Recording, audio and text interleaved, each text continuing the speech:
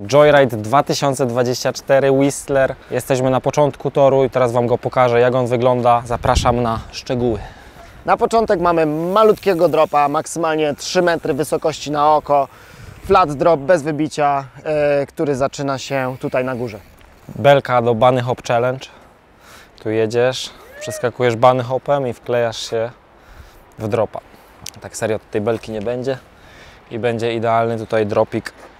Taki nie za duży, nie za mały. Rok temu na pierwszym dropie robiło się half cup, był trochę mniejszy. W tym roku myślę, że nadal jest możliwy tutaj half cup.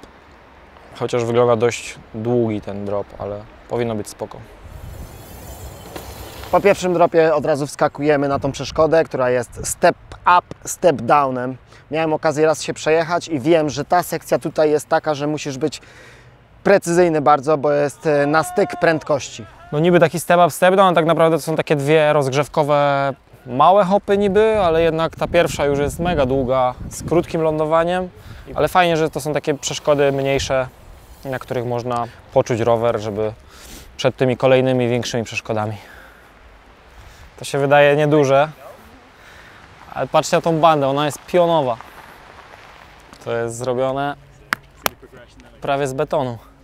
Przeważnie tor w Whistler jest budowany pół roku wcześniej, żeby ta trawka tutaj zdążyła urosnąć i żeby to wszystko ładnie się zagęściło, ułożyło, ubiło, uleżało i żeby działało jak należy. Jeszcze co ważne, to co roku ten tor zostaje zburzony do zera, bo tutaj w zimę jest stok narciarski, więc co roku budują się od nowa.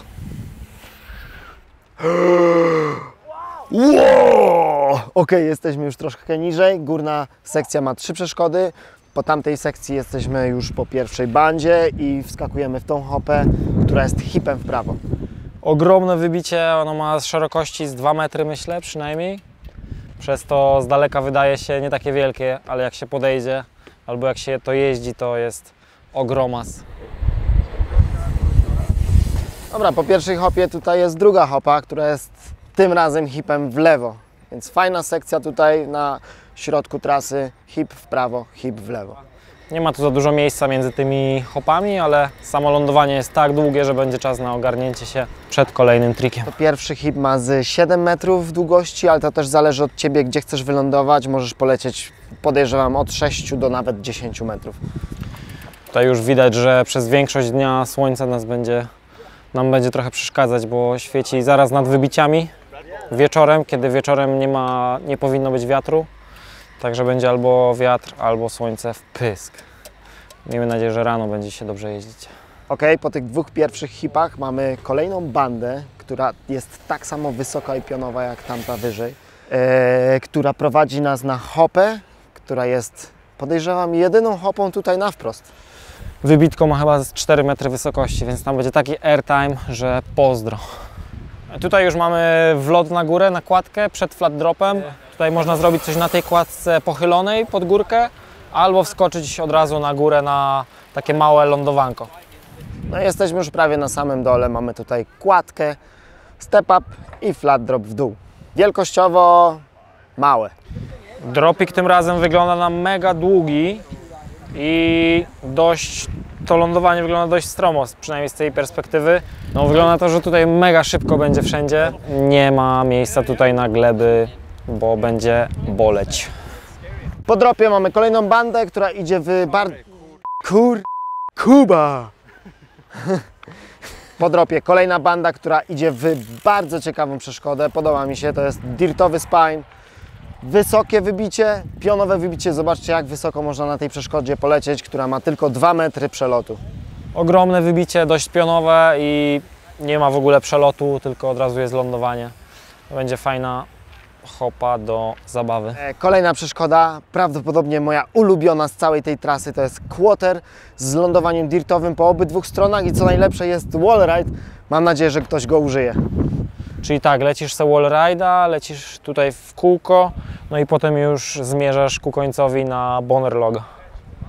No i ostatnia przeszkoda na tej trasie, tego jeszcze w Whistler nie było, żeby Bonner Log był ostatnią przeszkodą.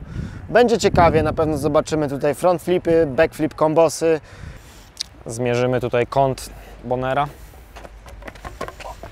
bo miałem informację, miałem takie małe przecieki, jaki tutaj jest kąt tego Bonera, żeby sobie w domu zbudować podobny.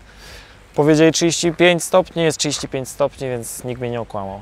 Więc na takim właśnie trenowałem. No i to lądowanie, jak większość lądowań, jest ogromnie długie, więc można przestrzelić kawałek i nic się nie stanie.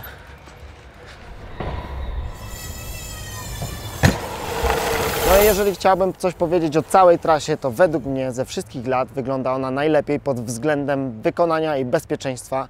Z roku na rok te tory tutaj są lepsze i lepsze, chociaż wydaje mi się, że nie da się już nic lepszego zrobić niż to. Ale co chciałbym tutaj podkreślić, z roku na rok wszystko maleje, wszystkie przeszkody maleją. To według mnie dlatego, bo mamy teraz dziewczyny w slopestylu, co jest super.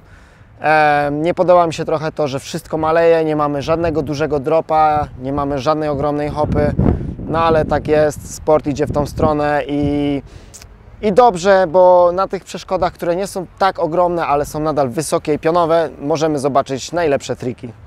Wydaje się mega technicznie przez te bandy szybkie pionowe i będzie naprawdę szybko, więc przygotujcie sobie fotoradary, żeby mierzyć prędkość. Hello, I'm David Godziek. Yesterday I was at après until 2 a.m. partying hard, but I'm still ready for practice this morning.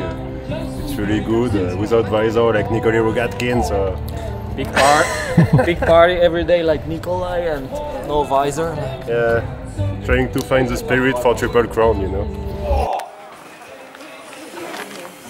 Besties I ever seen, bro. Przejedziemy sobie teraz całą trasę Joyride 2024. Na początku mamy dropa płaskiego i tutaj step up do miski krótkiej, step down, cyk, on ładnie bije w górę. Szybka banda, lekki hamulec przed bandą i już lecimy na pierwszego hipa. Tutaj muszę wyczuć trochę prędkość. Drugi hip jest w lewo, ładnie niesie dużo czasu w powietrzu i banda w prawo 180 stopni na hopę, dużą na wprost. Bardzo przyjemna. Kolejna banda 90 w lewo, step up na kładkę i tutaj płaski drop, bardzo długi i duży.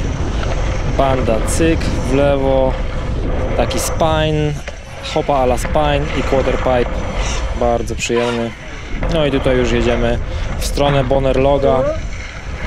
Są takie muldy rozpędowe, więc można wyczuć prędkość. No i Bonner Log przyjemny, ładnie wszystko wymierzone i ledwo wyhamowałem na końcu. Tak to wygląda. Bardzo przyjemnie jest, dobra prędkość, dobrze zbudowane jest wszystko. Przyjemnie jest, bez jakichś większych przypałów na początku. Także fajnie, dobry początek.